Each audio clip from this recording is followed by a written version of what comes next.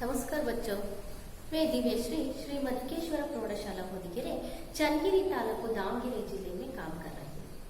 देखिए बच्चों, हमारा स्वतंत्र करने के लिए, स्वतंत्र भारत के लिए अनेक वीर पुरुष महिला उनके प्राण को त्याग किया गया है। ये इसमें महात्मा गांधी, लाल बहादुर शास्त्री, महात्मा गांधी इर्बोदु अथवा जवाहरलाल नेहरू इर्बोदु, सुभाष चंद्र बोस इर्बोदु, उसके साथ साथ ये वीर महिला भी उनके प्राण भी त्याग किया गया है। इसमें ये 9वीं कक्षा में ये चन्नम्मा, वीरांगन चन्नम्मा, आप सुनते हैं चन्नम्मा जी की नाम? हाँ, ये आज ये 9वीं कक्षा के पाठ 15 वीरांगन चन्नम्मा पाठ के बारे में आज थोड़ा सा जानकारी प्राप्त करेंगे। देखिए बच्चों, चन्नम्मा के कैसे वीर वेश से ये हमारा भारत स्वतंत्र के लिए होराट किया गया है, इस पाठ में है, आपको देख सकते हैं। खोलिए पुस्तक, सभी के पास पुस्तक है ना? हाँ, सभी खोलिए पुस्तक।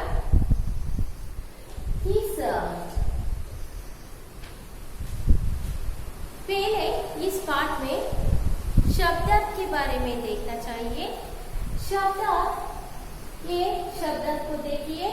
शब्दार्थ आता, अधिक, अधिकार, अधिकार, लोलु, लोलु, लोभी, लालची, इकलौती, एकमात्र, आखिट, शिकार, जवाहरता, रत्न, मणि, हौसला, उत्साह, साहस भी कहते हैं। ये कोख, गर्व, ये पटवर्धन, पटवर्धन, एक राजा, पटवर्धन एक राजा का नाम, पटवर्धन ಅನ್ನೋದು ಒಂದು ಹೆಸರು, ಒಬ್ಬ ರಾಜನ ಹೆಸರು। गद्दी, सिंहासन, पतन, विनाश, विनाश ಆಗಲು ಕಲ್ಪಿ, हड़पन, छीन लेना, अवसर, अवसर, मौका, गोद लेना, ये दत्तक रूप में स्वीकार, स्वीकारना।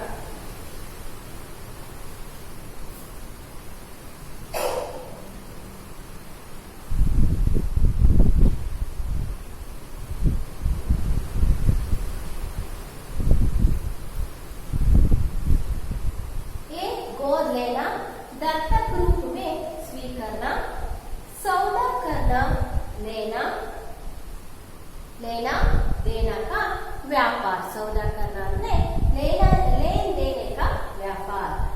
घेरा, आक्रमण, सम्मुख, सामने भी कहते हैं। दोबारा, दूसरी बार, ಮತ್ತೊಮ್ಮೆ ಅಂತೀವಲ್ಲ, ಮತ್ತೊಮ್ಮೆ ಇನ್ನೊಂದ್ಸರಿ ಹೀಗೆಲ್ಲ ಕರಿತೀವಲ್ಲ, ಅದಕ್ಕೆ दोबारा ಅಂತ ಕರಿತೀವಿ। चिंगारी, आग का कर्ण, टुकड़ा भी कहते हैं। देखिए पुस्तक में भी है, एक शब्दार्थ को देखिए पुस्तक में। सत्ता, अधिकार, लोलु, लोभी, लालची, लोभी भी और लालची भी कहते हैं। इकलौती, एकमात्र, अकेट, शिकार, जवाहरता, जवाहरात, जवाहरात, रत्न, मणि आदि। हौसला, उत्साह, साहस, कोख, गर्व, पटवर्धन, एक राजा का नाम, गद्दी, सिंहासन, चाटुकार, छूटी, प्रशंसा करने वाले, प्रशंसा करने वाले, पतन, विनाश, हड़पन, हड़पना, छीन लेना, अनुचित रूप से ले लेना, मौका मौका, गोद लेना, दत्तक रूप में स्वीकारना, सौदा करना, लेन देने का व्यापार, जड़ खोदना, हानि पहुंचाना, सौंपना, वश में देना, वेद रहस्य, बरसक, लगातार, बरसक लगातार, निरंतर, बरसक लगातार निरंतर, परवाना आज्ञा पत्र, परवाना आज्ञा पत्र, पटकार डांट, पटकार डांट, खतरा खतरा, ये अपाय विपत्ति, अपाय विपत्ति, चाल आचरण चलना, ललकारना, युद्ध के लिए आह्वान, युद्ध के लिए आह्वान, सपूत सुपुत्र, धमकी देना, धमकी देना, भय दिखाना, ताहस नाहस करना, चूर चूर करना, ताहस नाहस करना, चूर चूर करना भी कहते हैं।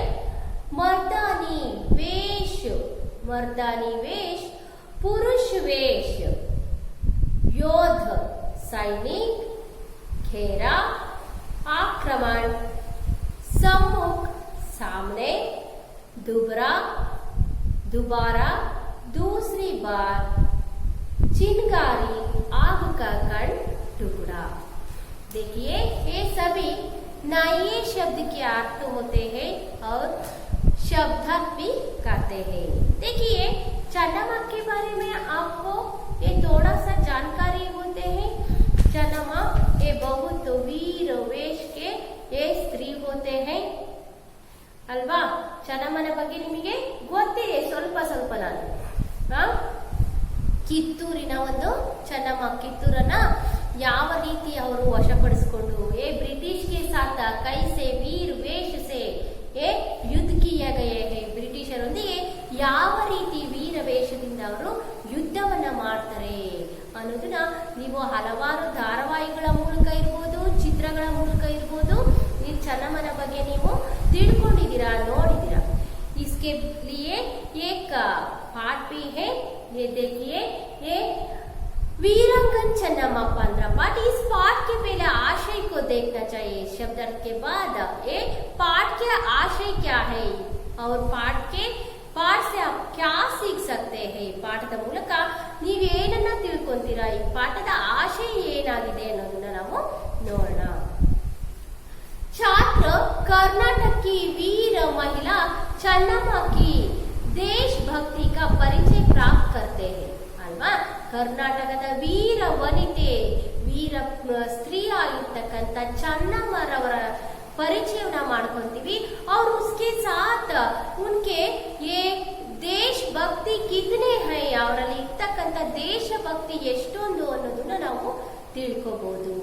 और अंग्रेजों के अनेक कोशिशों के बाद भी कित्तूर को चन्नम्मा ने बचाया.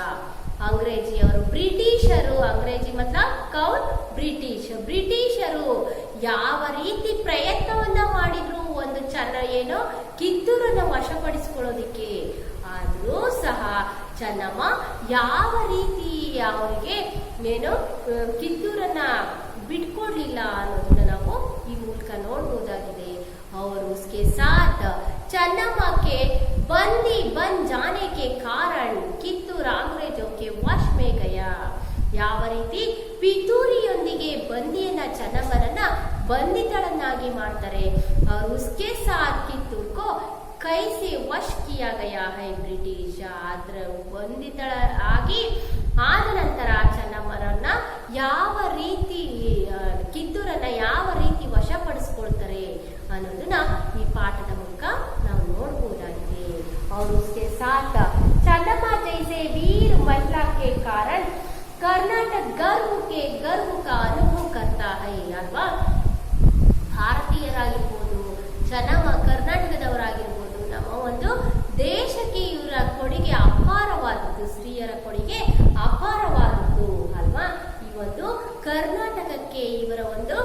ಈ ಎಲ್ಲ ಮಹಿಳೆಯರು ಹೆಮ್ಮೆಯ ಮಹಿಳೆಯರು ಅಂತಲೇ ನಾವು ಹೇಳ್ಬೋದಾಗಿದೆ. देखिए अब आदर्श वाचन करती हूँ. 18वीं शताब्दी में सत्तालोलुप अंग्रेजों को नाकोचने चबाने वाली सर्वप्रथम भारतीय वीरांगन चन्नम्मा थी. चन्नम्मा का जन्म काकतीय वंश में सन 1787 में हुआ था. उनके पिता का नाम दुलप्पा देसाई और माता का नाम पद्मावती था. एक तो इकलौती, फिर रूपवती और स्वस्थ. चन्नम्मा शब्द का अर्थ ही है सुंदर महिला. उनकी शिक्षा दीक्षा राजकुल के अनुरूप ही हुई. घुड़सवारी, शस्त्रास्त्रों का अभ्यास, अखेट आदि युद्ध कलाएं उन्हें अपने वीर पिता से प्राप्त हुई. अपने जंगमगुर के मार्गदर्शन में उन्होंने उर्दू, मराठी और संस्कृत भाषाओं का अध्ययन किया. कित्तूर कर्नाटक राज्य के उत्तरी बेलगावी जिले में है. उन दिनों कित्तूर कर्नाटक राज्य के व्यापार का प्रसिद्ध केंद्र भी था. देश विदेश के व्यापारी वह के बाजारों में हीरे जवाहराते खरीदने के लिए आया करते थे. ऐसे समृद्ध राज्य के प्रजा वात्सल राजा मल्लसर्ज थे. चन्नम्मा का माता पिता ने बड़े हौसले से उनका विवाह राजा मल्लसर्जा के साथ कर दिया. रानी चन्नम्मा कित्तूर के राजमहल में सुख से रहने लगी. उनके कोख से एक पुत्र रत्न का जन्म हुआ जिसका नाम था शिव बसवराजू. क्या है उनका नाम? शिव बसवराज.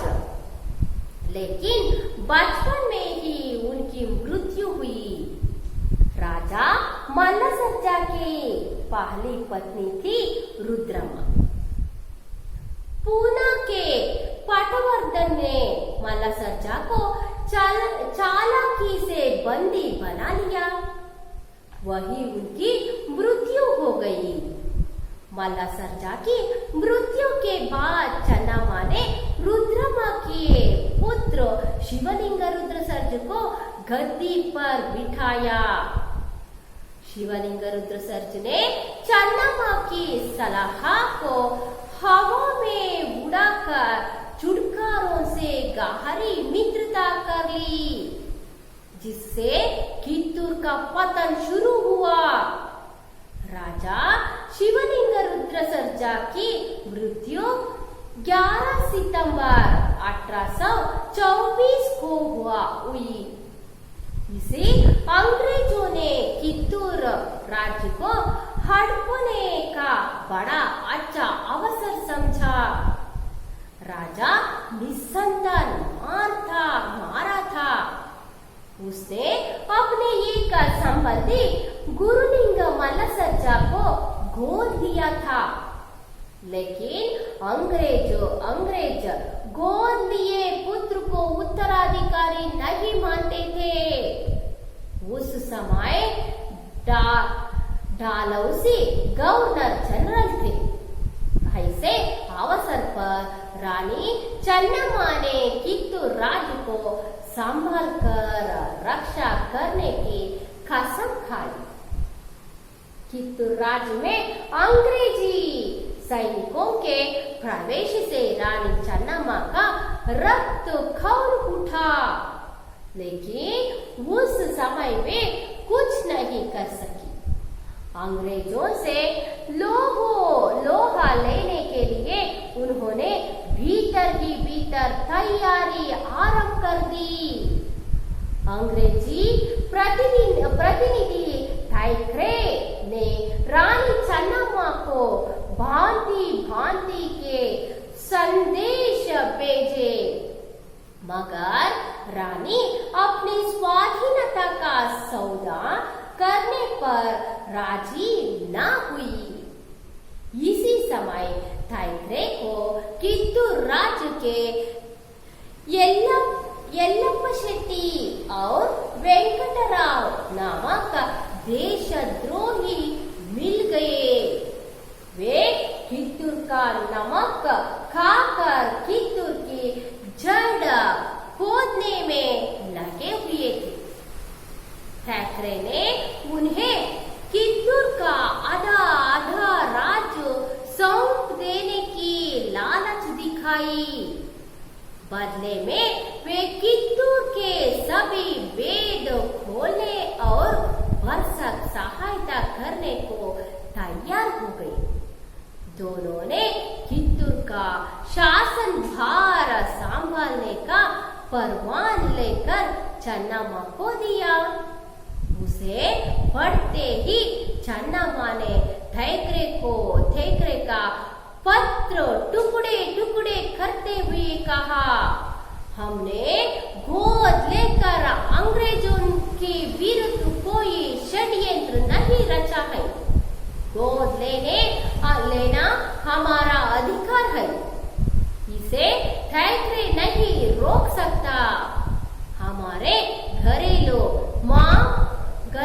मामलों में बोलने वाला वह भाई ही कौन? कित्तूर स्वतंत्र राज्य है और तब तक रहेगा जब तक मेरे शरीर में प्राण है। यहाँ फटकार सुनते ही दोनों देशद्रोही अपना साफ मुंह लेकर चले गए।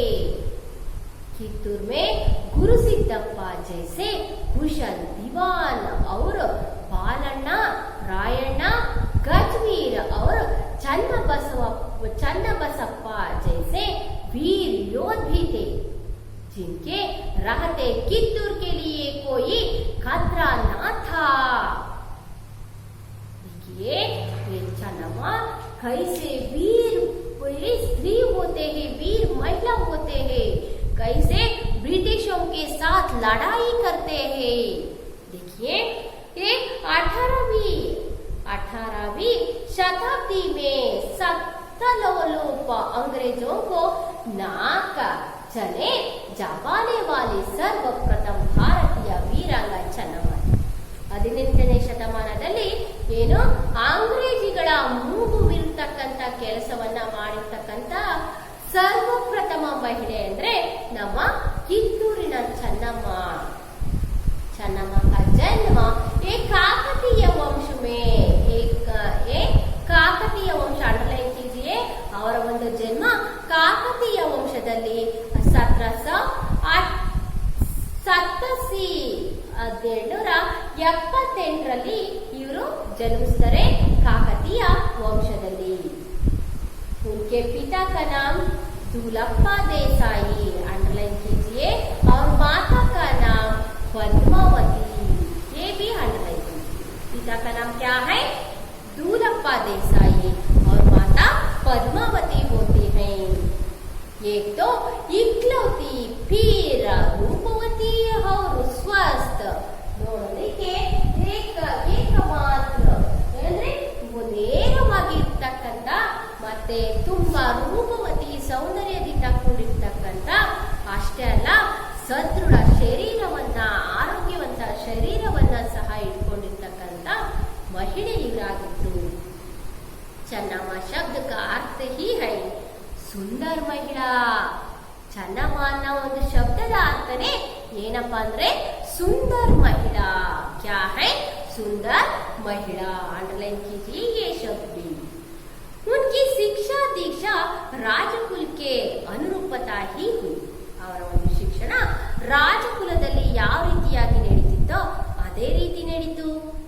घुड़सवारी शस्त्रास्त्र का अभ्यास आखिड़े आदि युद्ध कलाएं उन्हें अपने वीर पिता से प्राप्त हुई. ಅವರ ತಂದೆಯ ಮಾರ್ಗದರ್ಶನದಿಂದ ಗುಡ್ಸವಾರಿ ಕುದುರೆ ಸವಾರಿ ಇರ್ಬೋದು, ಶಸ್ತ್ರಾಸ್ತ್ರಗಳ ವಿದ್ಯೆ ಇರ್ಬೋದು, ಆಮೇಲೆ ಬಿಲ್ಲು ವಿದ್ಯೆ ಇರ್ಬೋದು, ಈ ರೀತಿಯಾಗಿ ಅನೇಕ ವಿದ್ಯೆಗಳನ್ನ ತಂದೆಯ ಮಾರ್ಗದರ್ಶನದಂತೆ ತಂದೆಯ ಮಾರ್ಗದಲ್ಲಿಯೇ ತಗೊಳ್ತಾರೆ. उसके साथ अपने ಜಂಗಮ ಗುರುಗೆ ಮಾರ್ಗದರ್ಶನ ಉನ್होंने ಅವರ ಒಂದು ಗುರುಗಳ ಮಾರ್ಗದರ್ಶನದಲ್ಲಿ ಅವರು ಉರ್ದು, ಮರಾಠಿ, ಸಂಸ್ಕೃತ ಭಾಷೆಗಳನ್ನು ಸಹ ಅಧ್ಯಯನವನ್ನ ಮಾಡ್ತಾರೆ. ನೋಡಿ, ಆಗಿನ ಕಾಲದಲ್ಲಿಯೇ ವಿದ್ಯಾಭ್ಯಾಸ ಅನ್ನೋದು ಎಷ್ಟು ಉನ್ನತ ಮಟ್ಟದಲ್ಲಿತ್ತು. ಮಹಿಳೆಯರಿಗೂ ಸಹ ಯುದ್ಧದ ಕಲೆ ಯುದ್ಧಾಭ್ಯಾಸಗಳನ್ನ ಸಹ ಶಸ್ತ್ರಾಭ್ಯಾಸಗಳಾಗಿರ್ಬೋದು, ಗುಡ್ಸವಾರಿ ಇರ್ಬೋದು, ಈ ರೀತಿಯ ಅಭ್ಯಾಸಗಳನ್ನು ಸಹ ಹೇಳ್ಕೊಡ್ತಾ ಇದ್ರು. ಅದರ ಜೊತೆಗೆ ಬೇರೆ ಬೇರೆ ಭಾಷೆಗಳನ್ನು ಸಹ ಕಲಿತಾ ಇದ್ರು. ಕಿತ್ತೂರು कर्नाटक राज्य के उत्तरी ಬೆಳಗಾವಿ ಜಿಲ್ಲೆ ಮೇಲೆ ಕಿತ್ತೂರು ನಮ್ಮದೇ ಆಗಿರ್ತಕ್ಕಂಥ ರಾಜ್ಯದಲ್ಲಿ, ಕರ್ನಾಟಕ ರಾಜ್ಯದಲ್ಲಿ ಉತ್ತರಿ ಬೆಳಗಾವಿ ಜಿಲ್ಲೆಯಲ್ಲಿ ಉತ್ತರದ ಭಾಗದಲ್ಲಿ ಇರ್ತಕ್ಕಂಥ ಒಂದು ಚಿಕ್ಕದಾಗಿರ್ತಕ್ಕಂಥ ಒಂದು ಗ್ರಾಮವಾಗಿತ್ತು. ಕರ್ನಾಟಕ ರಾಜ್ಯಕ್ಕೆ ವ್ಯಾಪಾರ ಪ್ರಸಿದ್ಧ ಕೇಂದ್ರ ಪೀಠ. ಕರ್ನಾಟಕ ಒಂದು ರಾಜ್ಯದ ವ್ಯಾಪಾರ ಕೇಂದ್ರವೂ ಸಹ ಆಗಿತ್ತು. ಅಂದ್ರೆ ಅವಾಗೆಲ್ಲ ತುಂಬಾ ಸಮೃದ್ಧಿಯಾಗಿ ಕೂಡಿರ್ತಕ್ಕಂಥ ರಾಜ್ಯಗಳಾಗಿದ್ವು ಇವೆಲ್ಲ. ವಿಜಯನಗರ ಸಾಮ್ರಾಜ್ಯ ಇರ್ಬೋದು, ಕಿತ್ತೂರು ಇರ್ಬೋದು, ಇಲ್ಲೆಲ್ಲ ಏನು ವ್ಯಾಪಾರ ಕೇಂದ್ರಗಳಾಗಿದ್ವು ಇವೆಲ್ಲ. देश विदेश के व्यापारी वहां के बाजारों में हीर जवाहर थे खरीदने के लिए आया करते थे. ದೇಶ ವಿದೇಶದ ಜನರೆಲ್ಲ ಈ ವ್ಯಾಪಾರ ಕೇಂದ್ರಕ್ಕೆ ಭೇಟಿ ಕೊಡ್ತಾ ಇದ್ರಂತೆ. ಅಷ್ಟೇ ಅಲ್ಲ, ಇಲ್ಲಿ ನಮ್ಮಲ್ಲಿ ಇರ್ತಕ್ಕಂಥ ಏನು ಬೆಲೆ ಬಾಳ್ತಕ್ಕಂಥ ಆಭರಣ, ರತ್ನ, ವೈಡೂರ್ಯಗಳನ್ನು ಸಹ, ಇಲ್ಲಿ ವಜ್ರ ವೈಡೂರ್ಯಗಳನ್ನು ಸಹ ಖರೀದಿ ಮಾಡ್ತಾ ಇದ್ರು.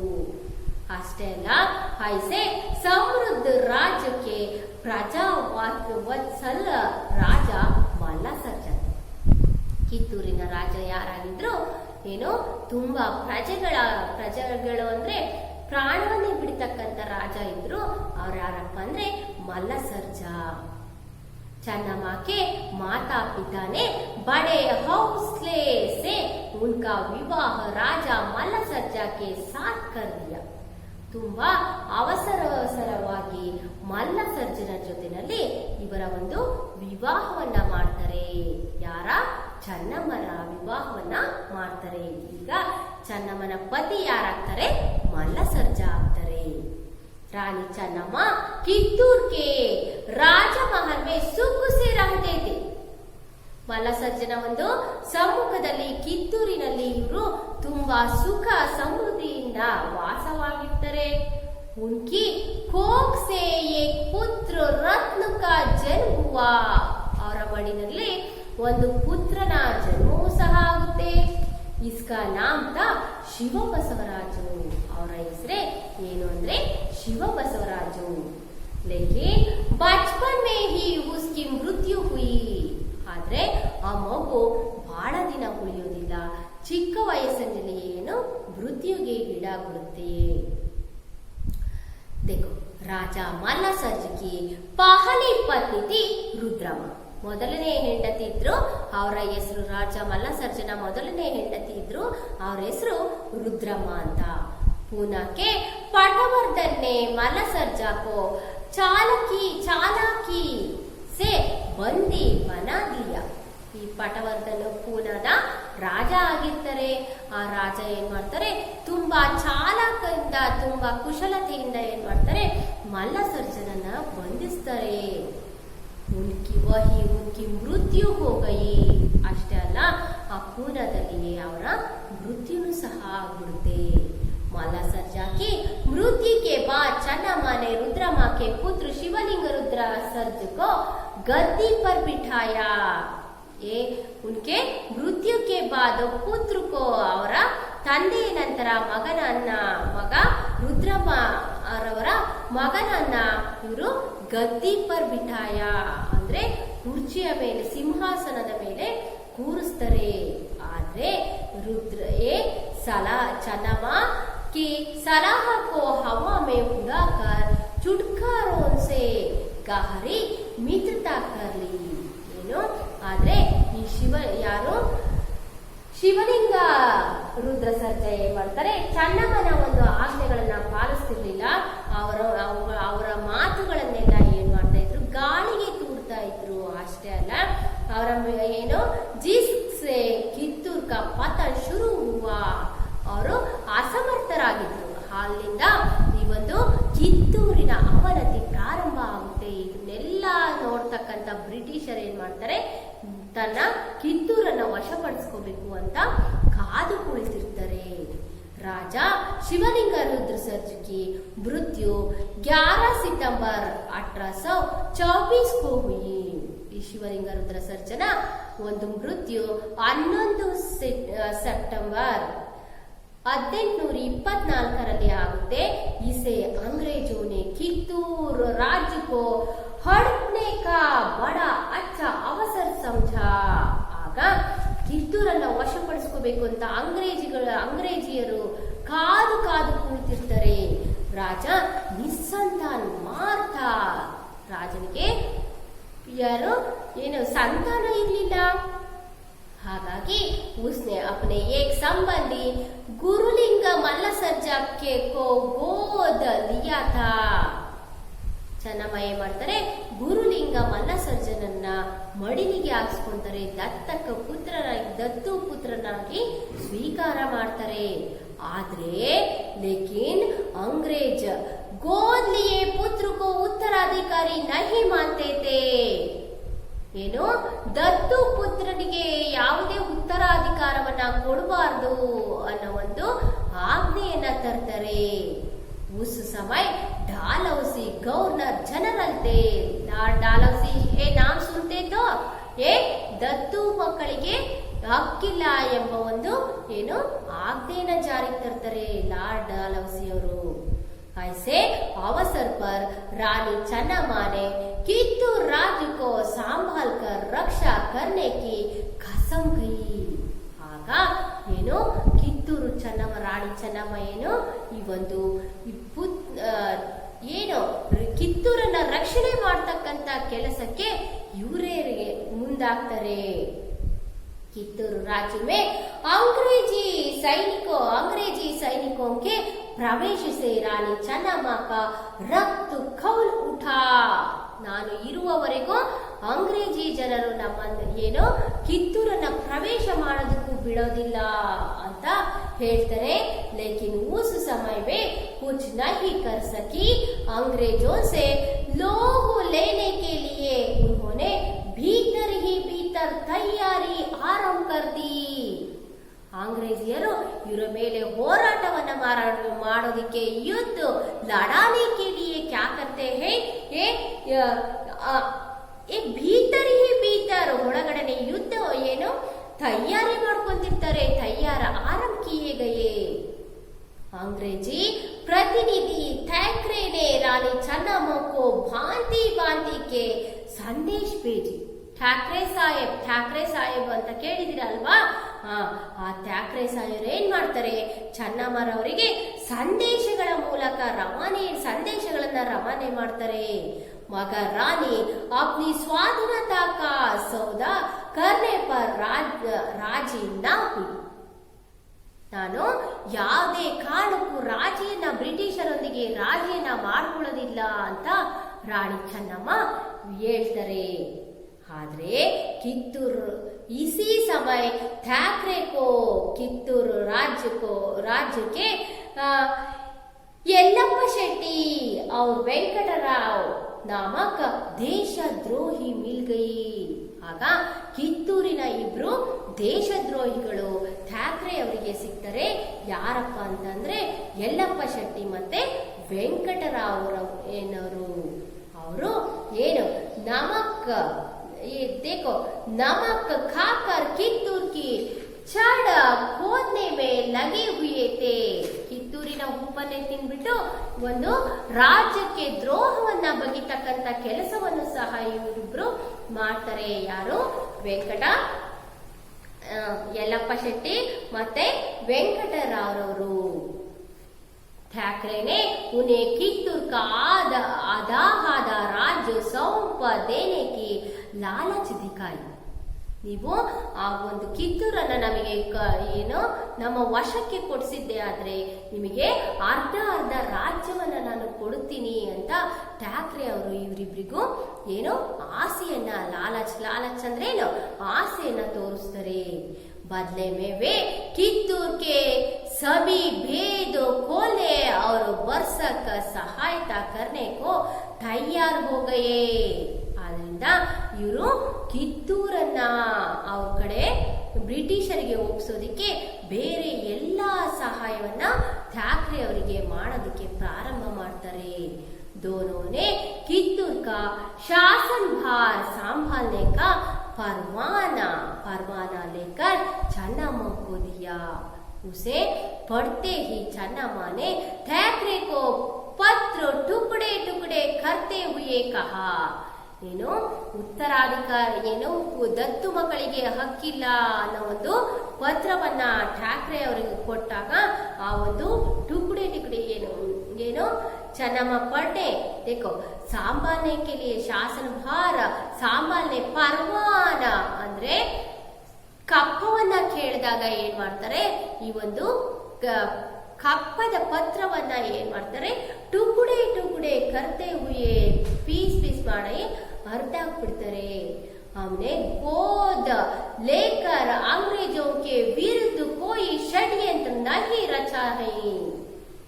ನಾನು ಏನು ಇರುವವರೆಗೂ ಅಂಗ್ರೇಜಿಯ ಮಡಿಲಿನಲ್ಲಿ ಅಂಗ್ರೇಜಿಯವ್ರನ್ನ ಉಳಿಸೋದಿಲ್ಲ. ಗೋದ್ ಲೇನೆ ಹಮಾರೆ ಅಧಿಕಾರ ಅಂದ್ರೆ ದತ್ತು ತಗೊಳ್ಳೋದು ನಮ್ಮ ಅಧಿಕಾರ. ಇಸೆ ಠಾಕ್ರೆ ನಹಿ ರೋಕ್ ಸಕ್ತಾ. ಠಾಕ್ರೆ ಆಗಿರ್ಬೋದು, ಡಾಲೌಸಿ ಆಗಿರ್ಬೋದು, ಯಾರೇ ಆಗಿರ್ಬೋದು ಅವರಿಗೆ ಅಧಿಕಾರ ಇಲ್ಲ. ಕಿತ್ತೂರು ಸ್ವತಂತ್ರ ರಾಜ್ಯ ಹೈ. ಕಿತ್ತೂರು ಅನ್ನೋದು ಒಂದು ಸ್ವತಂತ್ರ ರಾಜ್ಯವಾಗಿದೆ. ಇನ್ನು ತಬ್ ತಕ್ रहेगा जब तक मेरे शरीर में प्राण है.